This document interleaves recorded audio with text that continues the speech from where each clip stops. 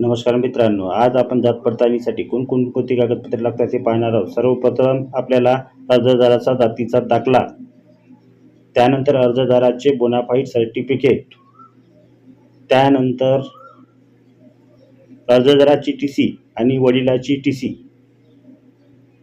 आजोबाची TC नसल्यास अशिक्षित असल्याचं प्रमाणपत्र जोडावं लागेल. सक्का भाऊ, चुलत भाऊ, बहीण, काका यांचे जात प्रमाणपत्र किंवा टीसी. फॉर्म नंबर 15 महाविद्यालयाचं त्यावर सही व शिक्का असायला हवा. फॉर्म नंबर 17 बॉन्ड 100 रुपयाच्या स्टॅम्पवर. College covering letter. Form number 3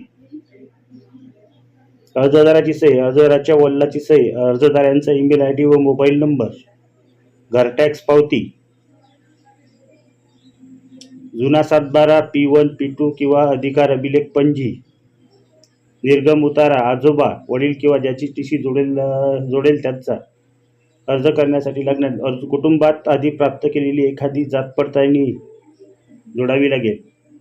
SBC OBC 1967चा पुरावा, NT विजेसाठी 1961, SC ST साठी 1950चे पुरावे जोडावे लागेल.